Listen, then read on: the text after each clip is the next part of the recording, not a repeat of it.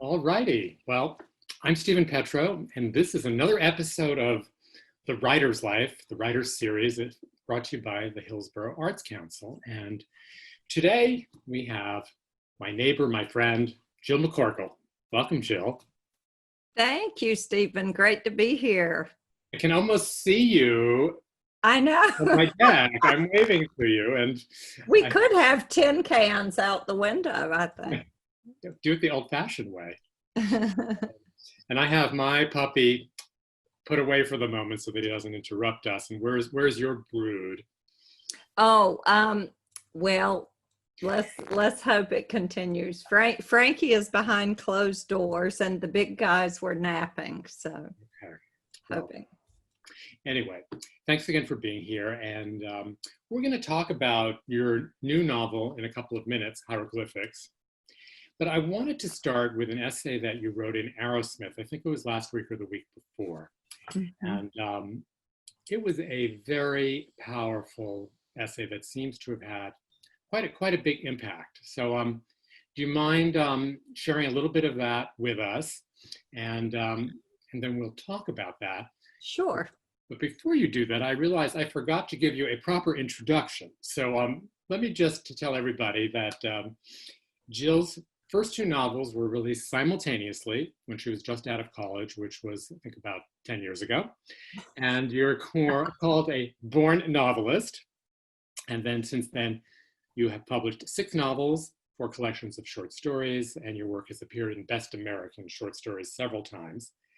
And 5 of your books have been on the New York Times notable list, and your most recent, before this most recent, Life After Life, was a New York Times bestseller. And I'm just going to add to that introduction that I think in many ways in Hillsborough, you have become our Cher, C-H-E-R, because when anyone says the name Jill, it's just like our legend, our icon, Jill. So Jill McCorkle. Thank you. Thank you, Stephen. Well, I'll just read the opening from this essay. It's called As a Matter of Fact. Years ago, my mom called to tell me that someone she knew had sent her a picture of me that had appeared in her local paper. The woman had said, "I had no idea your daughter was so pretty." My mom insisted that it really was the very best picture that she had ever seen of me. "You look so good," she said. "I can't get over it." I had no idea what picture she was talking about and asked to see it. What arrived was a photo of the wonderful writer Julia Alvarez with my name under it. We had read in the same series, and the names and photos got mixed up. I called my mom immediately to say, "That's not me." She said, "But it says it's you." Should I keep going a little? Go a little bit more. I love it.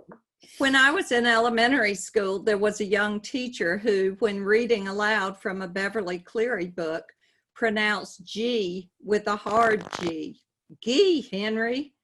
I remember making eye contact with a friend, completely confused, and also excited that we knew something she didn't. It was an important lesson for an 8-year-old. Don't believe everything you hear. I'll stop there. So I can imagine what has prompted you to write that, but talk to us a little bit about why you wrote that now. Because I am just so disturbed, and increasingly so, with the lack of truth in the world and the ability that anyone can say anything as if they're speaking the truth, or as if they represent a particular religion or a whole group of people. I'm a big fan of a quote that I've always attributed to Buddha, but upon a little research, it was not Buddha's exact quote. It sort of came down and got kind of like the telephone game. It has shifted, but the version that I have always admired is the one that says, "Believe nothing, unless it, you agree with what's being said. It feels right to your instinct and intuition." I mean, just that ongoing lesson of taking the time to do your homework and forming your own opinion rather than just believing something because someone you know tells you to believe it or says they believe it. Yeah, I'm obviously impassioned about where we are because I find it really frightening. I'll tell you, last night, and this definitely has been much more of a problem coming from the Trump administration. And but I saw this post last night by an artist friend of mine that was allegedly a tweet from the president, and it was such like a perfect parody. It was so over the top, and I was like, my gosh, often the president is so over the top, so it could be him. But it just didn't feel right. And I went to Trump's Twitter feed to see if it was there, and it wasn't there. And so this was another example of something that was created to play and to play out, and constructive on both sides when we don't have those moorings. You've been very politically active in the time that I've known you, and this is now the second presidential cycle. And I know you're affiliated with Writers Against Trump and have been involved with them. Do you feel that writers have sway over voters? I don't know if writers have sway. I don't know if they have any more sway except they might have the tools and the connections to get something in print and send a message out there. My challenge as a writer is I have really wanted to write things that could not easily become like an arm wrestle or to spark anger. I really was hoping to write something that might make everyone stop and think of the times in life that someone has made an error or said something wrong, and the damage that can grow out of such a thing. I mean, we grew up being taught that's why you tell the truth, that's why you don't start rumors about other people, and there's just a lot of danger. Oh, what a web we weave. I mean, George Washington, I cannot tell a lie. I mean, we've come a long way, if in fact he actually said that. But we've come a long way from this notion of honesty and what it means to be honest. I have far greater respect for honesty than I do trickery. Yeah. And I just think it's really important what you are doing and so many of our colleagues are doing. And thank you. Yeah, I mean, I hope all citizens are talking right now.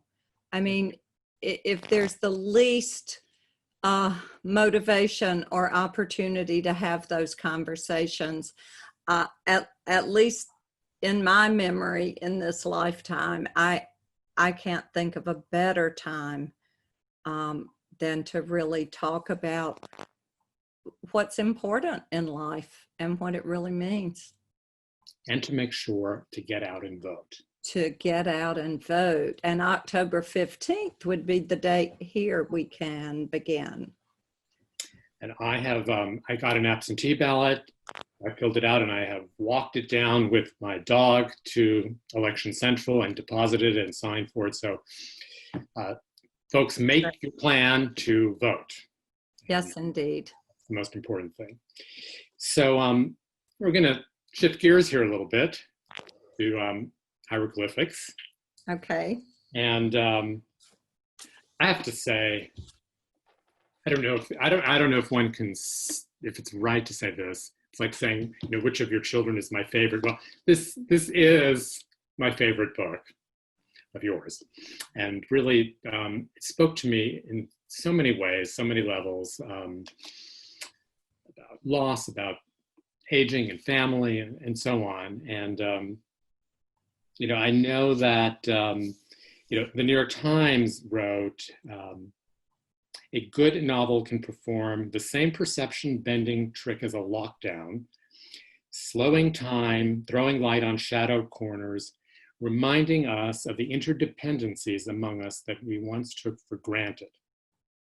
Vibrant, engaging, McCorkle is a generous and humane writer. She knows that facing death allows us, as this terrible pandemic has, to focus on what is essential, how to take care of our vulnerable and to appreciate the connections that sustain us. So, in reading that, it would sound as though you started writing this novel the first week of March, which I know you could not have. I did not, no.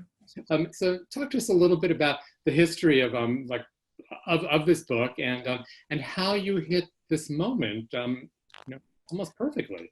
Oh, well, I mean, I've been working on this book for a long time and even had sections of it written years ago, not knowing what they were. I mean, I'm kind of a compulsive writer, and I will jot down images or ideas that come to me, not knowing where they might land someday. And so I had a lot of the little particles that become memories and parts of the lives of the 4 characters that are in there.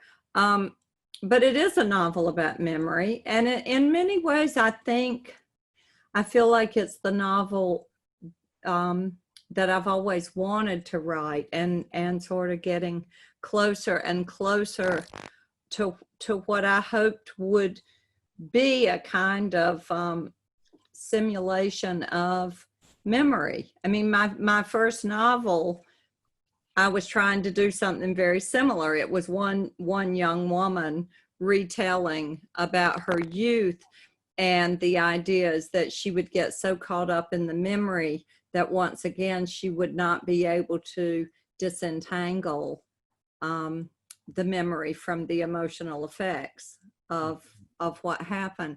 And I felt like I was trying to do that again in this one, because especially the one character, Lil, is basically, upon retiring and going through boxes and sorting things, she's basically just piecing her whole life together. And of course, with the great luxury of being able to edit what she does and does not want, what she thinks her children need to know and what she honestly doesn't want them to know.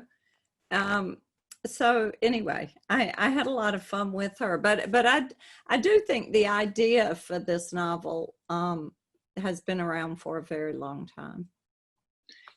So before you read a little bit to us, I think you have set it up well, but did you start with these 4 characters, and did it sort of grow from that? Or, because I know that for my writing process, and I'm not writing fiction, but I often have to get to the end of a first draft to really understand actually what that narrative arc is, and then there are many shifts that happen as I go back. So I'm kind of wondering a little bit about your process. Yeah, well, for a long, long time, I had only 2 characters, and they're not in this novel. Really? They just need their own thing, and I'm not quite sure if it's a novel. I'd love to toy with a one-act play. That's what I keep thinking they might be. But so in the beginning, I had them, and then I added on Lil and Frank, and then I added on Shelley and Harvey, and it was just, there wasn't enough room for everybody, and my first couple, just progressively, they no longer fit. Mm-hmm.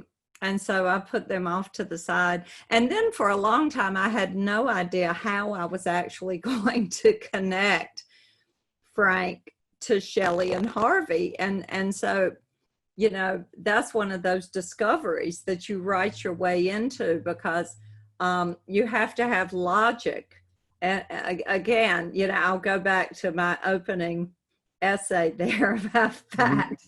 Logic is very important to me. And so the more I searched for logic, it made sense that Frank, Lil's husband, would be returning to a house where he spent part of his childhood. And originally I had Shelley and Harvey living in the neighborhood, but not in the house. And then, all of a sudden it's like that V8 moment, like, what was I thinking? Of course, they live in his house. So that, in fact, it's stacked time. Harvey is now growing up on top of where Frank grew up. So as soon as I figured that out, it was like, it was like that screw that holds the hands of a clock in place. Everything felt geographically located. So at what point in time did you discover that in after I had a draft? Okay, yeah. Because the cemetery is the same cemetery that I have used in Life After Life and Ferris Beach. And so I had the house that's in both of those novels. And originally I thought I had Shelley living next door, so it was just geography. Nice. Anything else you need to set up before you read a little bit to us? I don't think so. I think the only thing that might be important to know about Lil is that she and Frank bonded early in their romance because they both, as children, had lost a parent.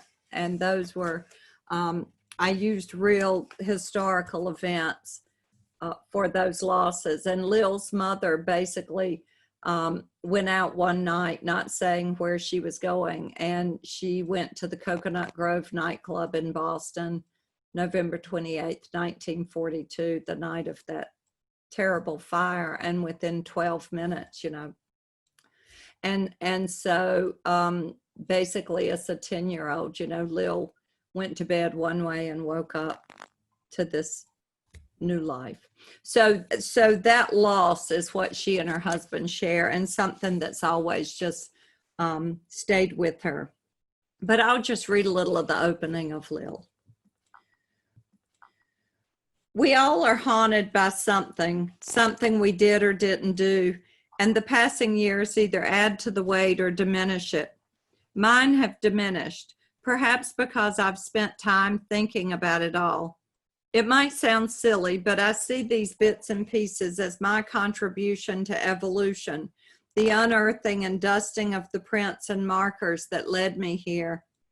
Some seem to bulldoze right through life and up to their headstones, but I want to take my time. I want to find the right words. I imagine my recipient to be you two, or perhaps your children, and I hope this is so rather than some stranger who comes in and hoists old boxes into a dumpster or rakes away the remainders of my life like the sad debris in the aftermath of a flood or fire. I'll never get over the sight of what we left behind at our home of over 50 years to move down here. A mountain of cast-off things, old towels and linens, papers and books and shoes and pots, side tables and lamps, hoses and hose, packets of seeds I meant to plant, and a rubber squeak toy that had been safely hidden away in the back of my closet by one of the dogs long dead, and so much more. Things not needed, things long forgotten, cans of cream of whatever soup and V8 juice, why, and peas that had sat there forgotten for years, and things that never should have been there in the first place, like tuna helper, or those things in my closet, like that geometric print mini dress I bought in the 60s, hoping to look like Petula Clark or Judy Carn, a perky pixie kind of dress that I never had the nerve to wear, and instead looked at it there at the back of the closet for years, along with a wiglet and a long frosted fall and some jackets with shoulders resembling a football player or Victorian monarch. We divided it all into Goodwill, consignment, recycle, or landfill. But there were also the things I couldn't let go of: letters, reminders, souvenirs. And I'm taking my time, relieved when I find something that might have gotten lost in that mountain of debris, like one of your drawings from first grade, or the stub from a movie I'd forgotten I even saw, or a note from my father.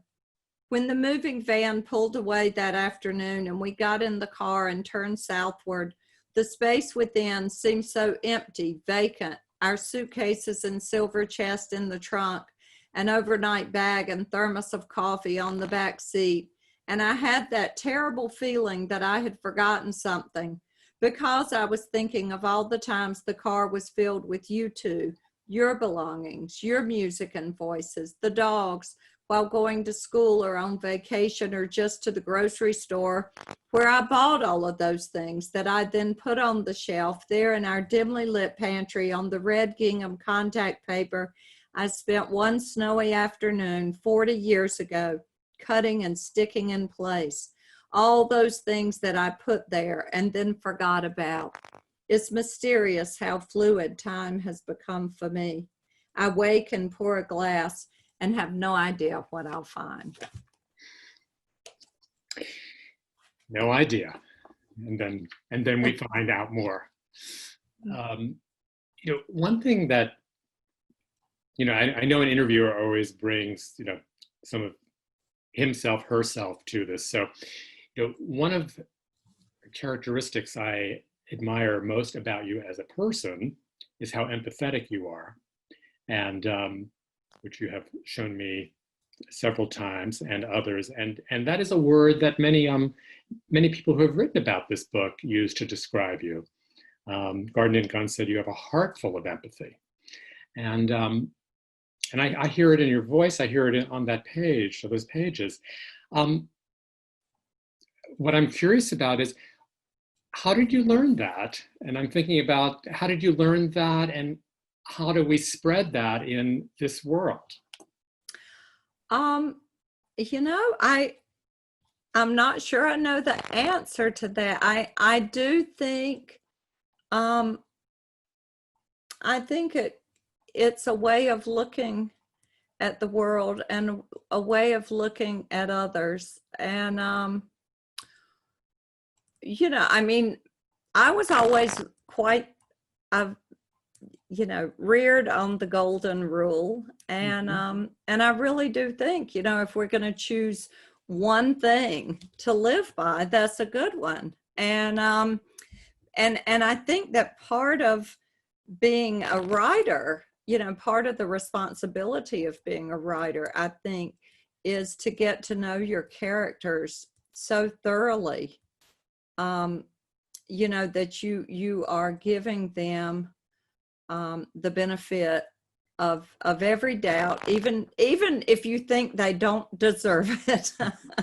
you do that for as long as you can, and until you come to some form of truth. And I've often said to my students, if you just have, here's the evil character, here's the hero. That's fun in an adventure movie. That's fun in a comic book. It's not realistic. Every now and then, yes, we witness evil in ways we don't know how to redeem. But it's like the example I've often used in class is, even Charles Manson was a tiny, helpless infant one day, and came into this world. And then what? What led from point A to point B? And the truth is, if you really examine and try to imagine and chart that journey, it becomes harder and harder to impose full judgment without some sense of, some kind of sympathy. It doesn't mean you believe what they did, or it's just making that person human. and making us all, when you recognize someone else as human, you might step back and say, oh gosh, I'm so glad I didn't take that road. But it's complicated, I think, when you try to look at a whole picture. And I do like to tell my students, I think that if we know what a character loves more than anything else, what would that character sacrifice his or her life for? And you also know, what's the kryptonite, what stands to totally bring this person down. Then you probably have all you need to know to build that world, because much of life is spent walking between those 2 points, I think. Thank you for that. Yeah. So this has been a strange time to have a book published, to say the least. And I know your publication date was pushed back once. And in the past, you were out on tour. I don't even know how many cities and bookstores you would have gone to, but many. And now you have been doing, I think, all of that virtually. What's been your experience? And I'm going to ask, what's been the positive part of this? Because we're optimists here. Yeah, no, and there are some positive things. I mean, I was in San Francisco with Bobby Ann Mason on Sunday night. And then I was with the wonderful Lee Smith and Margaret Wrinkle 2 nights ago in Nashville. So without even leaving your home. Without even leaving my home. I mean, it's so I've done some events that physically I would not have been able to do so quickly. It's definitely nice to sleep in your own bed and to have the daily routine in life. And I know we're being optimistic, but I would say also, the downside has been not getting to see people in person and meet readers, which I always find to be really exciting and something that I enjoy. And usually a book tour is all about connecting with old friends. And so I did miss that part. I missed, I was supposed to be in Boston for quite a few days, and I have a lot of old friends there, and I was going to be in New York, and my son is there. So, my next book is coming out in July of next year, and I was talking to the publicity director yesterday, and they are planning for virtual well into next year, which was very disheartening. So I'm gonna stay optimistic. I think you'll be able to go some places. Oh, sorry about that. I think there's a little fire alarm going off. I don't know if you could hear it. I heard a beep. Maybe you're not cooking something, are you? I'm not cooking at this time. Usually I'm multitasking. Yeah, I was going to say, usually when I'm multitasking and the kitchen is involved, that alarm happens. This is real time, real life. Let's just talk about the title. Okay. It's hieroglyphics seems like the perfect title for this book. And did you start with the title? Did the title come later? I had that title in mind for a long time. Originally, I kept thinking it was going to be even longer. I thought it was going to be like hieroglyphics of, hieroglyphics of home, hieroglyphics of a marriage, just because I wasn't quite sure what it was about. At one point, it seemed more the portrait of a marriage, especially with Lil and Frank, and the couple who got put on the back burner for their own thing.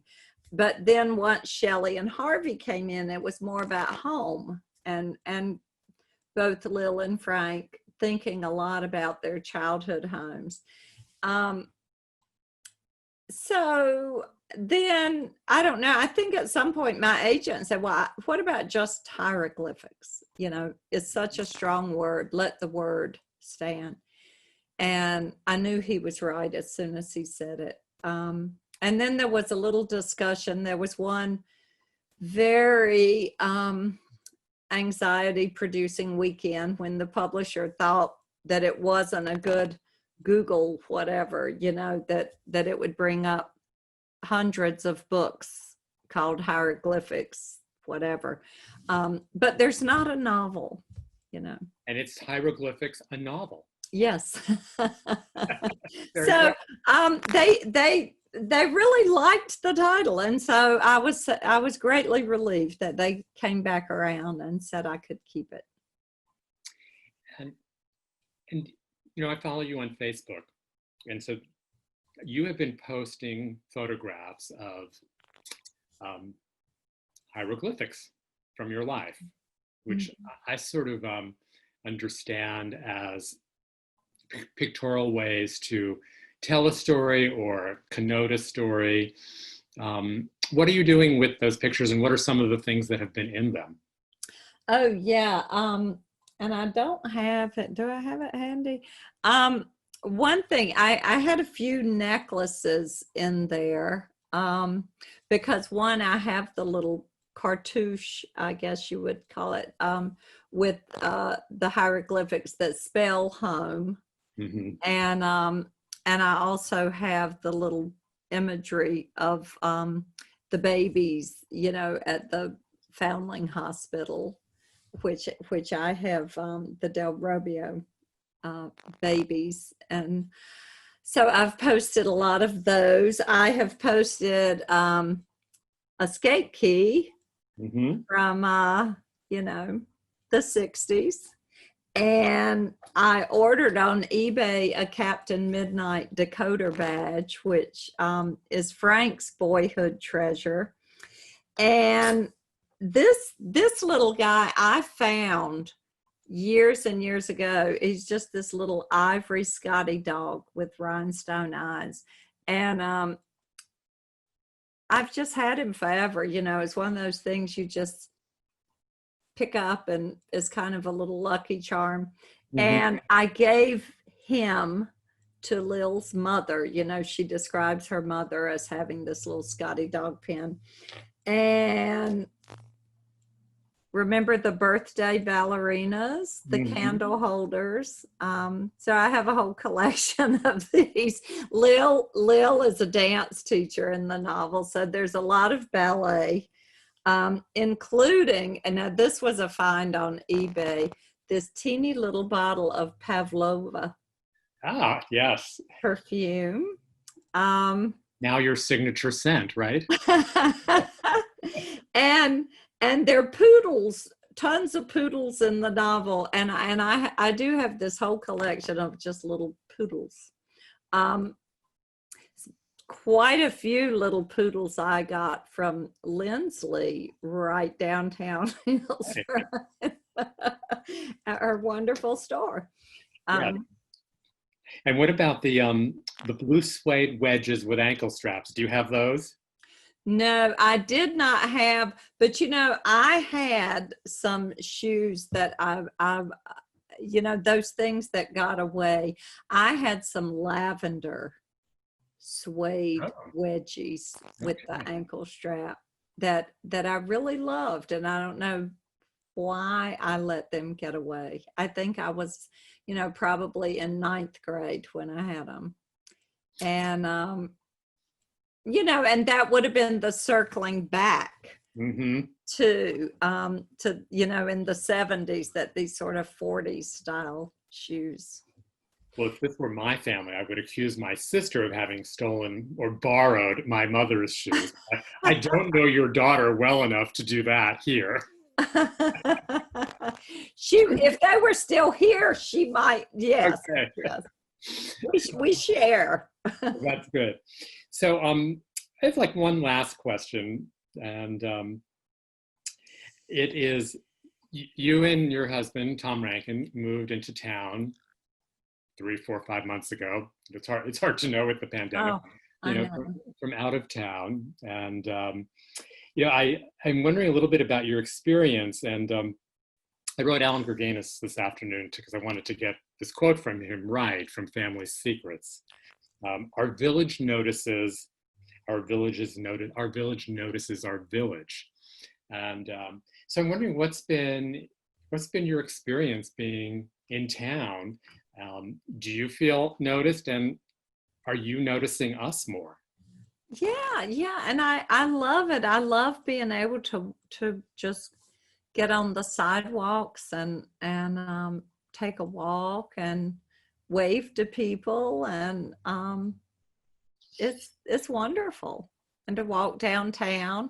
I mean, it's unfortunate we got here as soon as everything sort of Yeah. was closing, but I look forward, and just daily walking a loop, and as I say, speaking to a lot of people, and watching the amazing work on the Colonial Inn as it comes back to life. Absolutely. And while we're mentioning businesses, let's not forget to mention Sharon's Purple Crow, Sharon Miller, which this book is available at, and there may even be signed copies. That's a possibility. Definitely. Thank you, Sharon, for all that you do for this town. And yes, thank you, Sharon. She's on my wave route. Yes, mine too. So I understand you have a writing prompt for us today. Yes, well, I thought I've talked a lot about home, and so I'll spin it two different ways for you. This is one I've had great success with teaching over the years, and I would just tell my students that I was going to, say a word, and upon hearing that word, just to jot down all the images and adjectives that come to mind, and then I would say the word home, and you'd get a sense of it. For the prompt today, though, I want to push it a little more.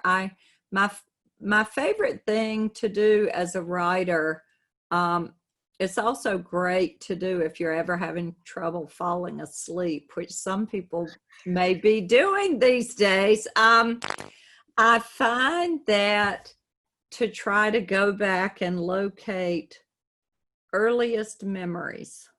We all have these early memories, and they're so sensory, because, like one of my earliest memories is my grandmother bathing me in her kitchen sink. And basically all I remember is that I would get the bar of soap and put it in my mouth, and she would take it away and make me swish water, so I was, I don't know, 3. Mm-hmm. But in that memory, if I stayed long enough, I realized that what really had caught my eye was this red and white polka dot Pyrex bowl that sat under my grandmother's freestanding mixer, which was right there. And so, it's a fire king. And, I got the bowl, but to me, that bowl is the symbol that pulls me back into that place, where you're, am I remembering it exactly right? I can't swear to it. Mm-hmm. But in my mind, the light is a certain way, and the water and the bubbles and the kitchen, and as soon as I get there, I see all kinds of things in her kitchen that I had forgotten. And so my prompt is for listeners, writers, to push back to one of those earliest memories, the kind of memory that comes to you often. There we have those, and you're not quite sure why they keep coming in, blowing through. But to locate one of those earliest memories with the goal of staying there and trying to use all of your senses, you know, so to see the light, what does it smell like? What's it feeling like? You know, I mean, if there's food, the taste around it. And the goal is, while you're there, to locate an object. My character Lil, at one point in the novel, goes back to her childhood bedroom and is astonished to see her mother's hairbrush on her dresser, because it was like a promise that her mother would have, had she come home that night, she would have come into her room to get her hairbrush. And so suddenly, out of that object, there's a whole story. And I find a lot of stories through all these little treasures. Do I have time to tell one quick mama story? My mother, who now has dementia, but this was in the mother essay book, I think. You know, one time I asked my mother, it seemed like a pretty good day, and I said, I'd love to make grandma's vegetable soup. At which point my mother said, well, the first thing you need is a great big ham bone. And I thought, oh my God, you know, this is clear. This is working. I said, okay, I'm going to write it all down. She said, boil it until you can't boil it anymore. And I said, okay. And she said, and then go all around your house, and whatever little trinkets you find, throw them in the pot. But that has become the metaphor, I think, for this novel. You know, I sort of went all over picking up trinkets and throwing them in the pot. And we might not have gotten vegetable soup, but we got a masterpiece. So, Jill, thank you, Stephen. Thank you for being here. And thank you very much for this. A pleasure. Here too. And thank you, Hillsborough Arts Council, for sponsoring us. And if anyone would like to make a donation to the Hillsborough Arts Council, you can find them online. And if you want to send in a response to Jill's writing prompt, go to hillsboroughartscouncil.org/rights. And that'll do it for today. Thank you, Jill. See you soon. Thank you. See you soon.